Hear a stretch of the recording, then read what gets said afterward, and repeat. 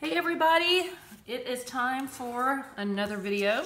So we are going to we worked on shading forms a month or so ago.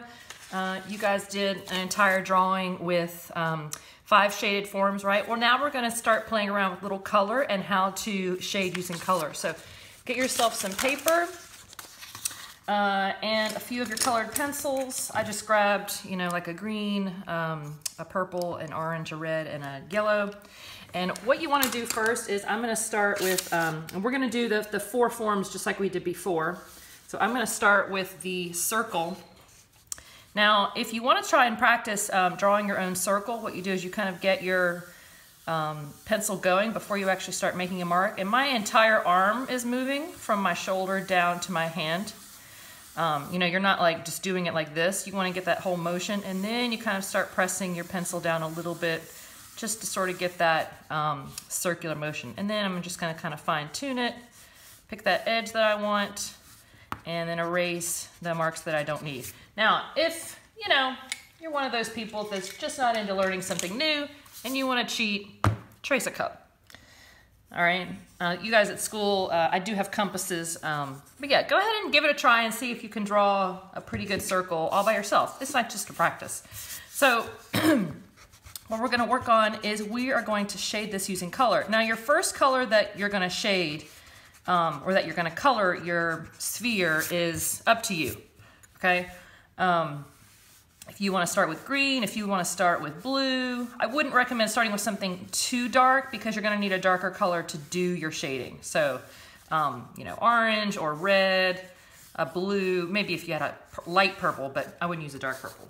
So, first thing is I'm going to use green to shade mine. Now, just like when we shaded before, okay, when we shaded our spheres, first you gotta decide where your light source comes from, right? So right up here, that's my highlight. So with my pencil, since I can't erase my colored pencil, I'm just gonna put a little mark there. I know not to color there, okay? And I know that I want my shadow to kind of maybe go about this. Notice it's coming around this way. I'm not going to shade going this way, right? Because a ball is a form, okay? So in order to make, excuse me, in order to make it look spherical, then your shading has to be curved and not straight across, okay? So, sorry, you gotta get something in my throat. So right away, I'm just going to put kind of a light amount of color, just a little bit, because now that I'm using a colored pencil, I can't really erase that much. So I want to go in stages where I am adding color to it without having to, erase anything off of it. So get just your basic color down first. And this is not where we're going to be coloring like this, okay? How I've been teaching you guys on our other colored pencil projects. So for this, you're doing it very lightly because we want to be able to add to it. We're not going to be able to take away because it's a colored pencil. And I know some of you guys have those erasable colored pencils, but they're not all erasable. And frankly, you guys have noticed that they don't work very well. When you start loading up on the color, they won't stick to themselves. So first thing I'm going to do is just get that kind of one little bit of color. Notice I'm avoiding my highlight, right? I'm not going to leave my highlight completely white. That'll be the very last thing I do. Because if my ball is green, then that highlight's going to have some green in it. I'm just avoiding it for now so that I don't accidentally color it too dark. All right, so see, I've just kind of got a light color on it. Now, when you go to shade a color, artists actually do not use black. So this is black. All right. What happens when you use black, and I'm going to blend the colors kind of on top of each other a little bit to show you, it gets this really kind of just like a dead feeling. So what artists actually do is they shade with the complementary color, and this is true for painting as well. If we were using paint, I'd be doing the same thing. So the complementary color of green is red, and I don't have a red. I've got this, it's kind of an orangey red, but I didn't have a red here in my kit. So notice I colored my first color lightly, and then I'm just barely kind of adding it. And I'm doing this down here so I can test out to see what that color is before I go back to my sphere that I'm working on.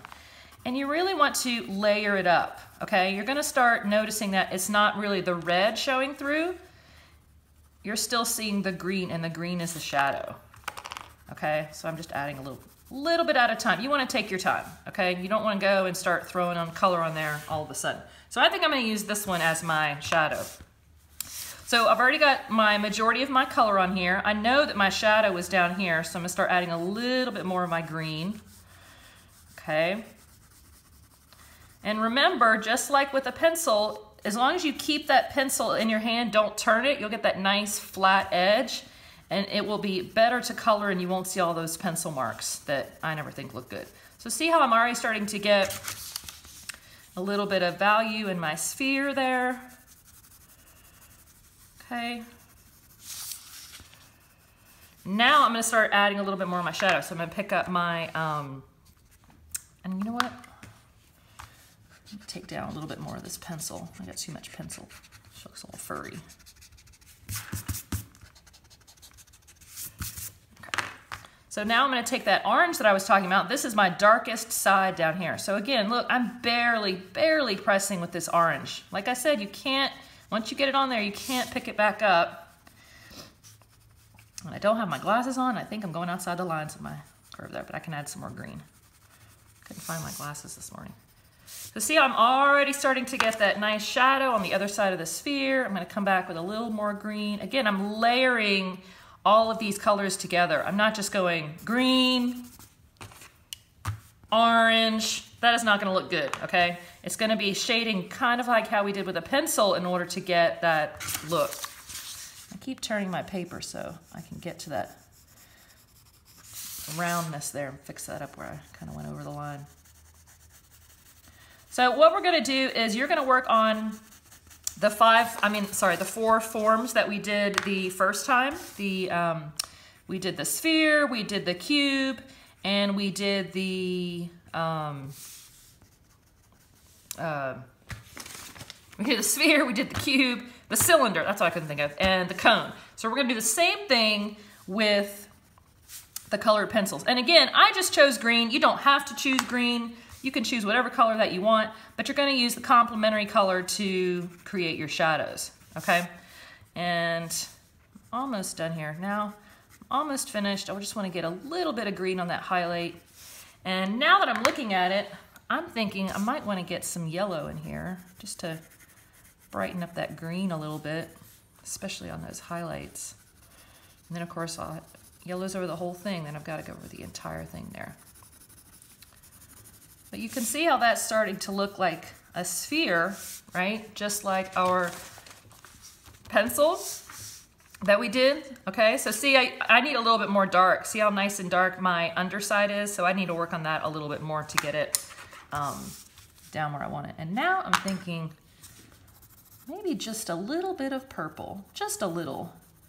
Like I said, when you use black, it just kind of deadens the color. So if you keep using another dark color to shade, and I don't mean gray, because obviously gray is, you know, a form of black, like a dark purple, a dark blue, something like that. And I want to see a paper that has all of these little test marks on it, right? Where you said, hey, what happens when I mix purple and the green?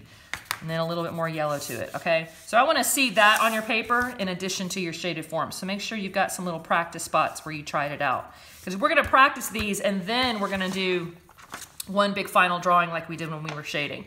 And that one big final drawing will be your final project. So we've got the rest of this week, and then we've got next week, and then our final exam is that next Monday, or Tuesday, I forget which day. So we've only really got 1, 2, 3, 4, 5, 6, 7 class periods left. So this will be the last thing that we're working on. So make sure you're taking your time and doing a really good job with it. And I think that needs a little bit more work, but we're not going to sit here and watch Miss Bentley color this thing all day because ain't nobody got time for that. All right, so it needs a little bit more work. So what you're going to do today is you are going to, all I can find is my big, oh, there's my Sharpie. So you're going to do this with the sphere, a cube, a cone, right, or pyramid, and the cylinder. And you guys that did the fun with fabric, right? Remember how to do your cylinder, right? You're gonna get that nice ellipse going, bring down your straight lines, and then the bottom should match the top, this shape here, right? So it kind of looks like a can. Your cone is really like a triangle, right?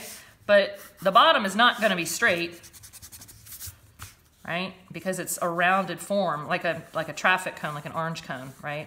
That bottom is rounded. So don't forget your cone. And then you guys know how to draw a cube. We worked on perspective a long time, so you do that. So these 4 forms you're gonna do today, and you're going to shade them using color. And again, I wanna see you guys testing out different color combinations. I wanna see that on your paper, all right? So let's get started.